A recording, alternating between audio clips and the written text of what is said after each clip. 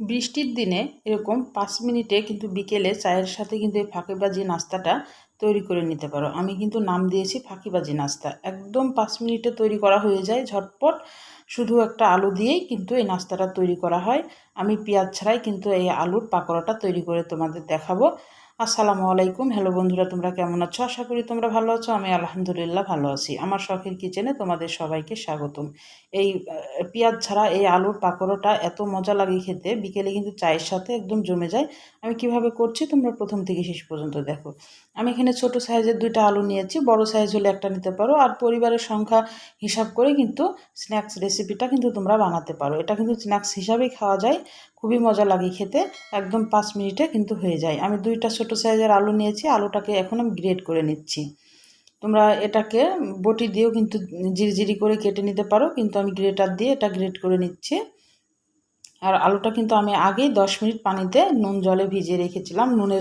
নুন পানিতে আমি ভিজিয়ে রেখেছিলাম 10 মিনিট। আলুর কষটা কিন্তু চলে গেছে, আমি বাড়তি কিন্তু আর পরে আলুটা ধুবো না। এভাবে আমি এখন 2টা আলুই গ্রেট করে নিচ্ছি।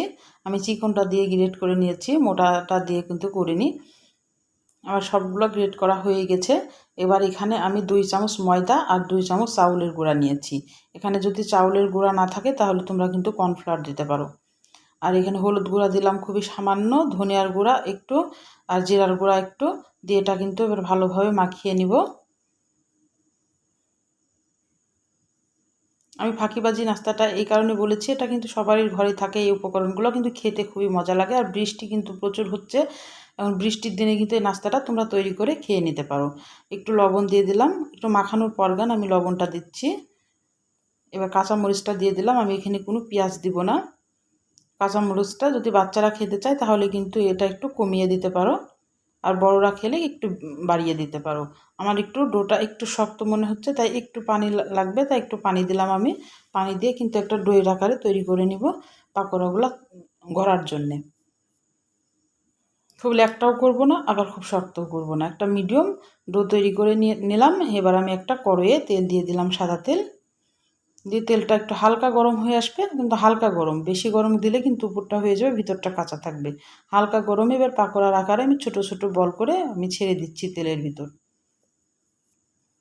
বিকেলে কিন্তু চায়ের সঙ্গে বৃষ্টি হবে ঝমঝম, আর বিকেলে কিন্তু চায়ের সঙ্গে এটা একদম জমে যায় খেতে। একবার তৈরি করে তোমরা দেখতে পারো বন্ধুরা, খুবই মজা লাগে খেতে এটা।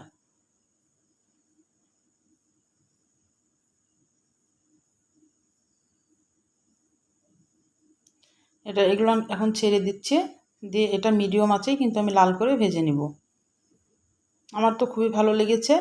তোমরা একবার হলো তৈরি করে আমাকে কমেন্ট করে জানাতে পারো আসলে কেমন হয়েছিল এই স্ন্যাক্স রেসিপিটা, বা এটা কাঁচা আলুর পাকোড়াও বলা যায়। আমি কিন্তু এখানে পেঁয়াজের ব্যবহার করি নাই, পেঁয়াজ ছাড়াই কিন্তু এই পাকোড়াটা আমি তৈরি করছি। আমি লাল করে ভেজে কিন্তু এটা তুলে নিব। তাহলে আমার রান্নার যদি কোনো অংশই তোমাদের ভালো লাগে, প্লিজ আমার চ্যানেলটাকে সাবস্ক্রাইব করে দিও, একটা লাইক দিয়ে রান্নাটা দেখা শুরু করো, আর ছোট্ট একটা কমেন্ট করে জানাইও আমার রান্নাগুলো কেমন লাগে। পাশে থাকা বেল আইকনটা প্রেস করে দিও, আমি যখন এরকম নতুন রেসিপি তোমাদের মাঝে হাজির করব তোমাদের কাছে যেন আগে নোটিফিকেশনটা চলে যায়। তোমাদের একটা লাইক একটা কমেন্ট আমাকে অনেক উৎসাহ করে। আর বেশি বেশি করে শেয়ার করে দিও বন্ধুদের মাঝে।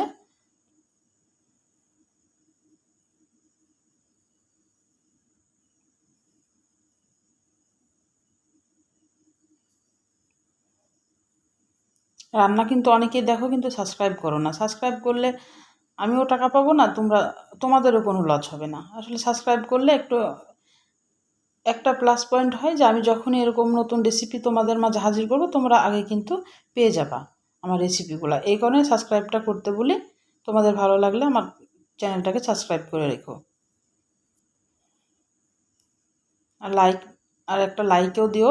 লাইক দিলে কিন্তু মোটিভেট হয়, আর ভিডিও বাড়াতে কিন্তু আরও উৎসাহ জাগে।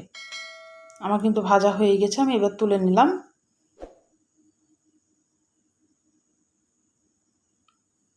আমি তোমাদের একটু ঠান্ডা হলে আমি একটা তোমাদের ভেঙে দেখাচ্ছি। উপরটা একদম মসমসে আর ভিতরটা একদম নরম সফট। এটা চায়ের সঙ্গে কিন্তু জমে যায়, সসের সঙ্গেও ভালো লাগে, কিন্তু আমার চায়ের সঙ্গে বেশি ভালো লেগেছে এই নাস্তাটা। খুবই মজার একটা নাস্তা। আমি তোমাদের ভিতরটা দেখাচ্ছি। দেখো ভিতরটা কত সফট আর উপরটা কিন্তু মচমচে। তাহলে আজকের মতো বিদায় নিচ্ছি। তোমরা সুস্থ থাকবা, ভালো থাকবা। আবার কোনো নতুন রেসিপির সাথে হাজির হবো। আল্লাহ হাফেজ।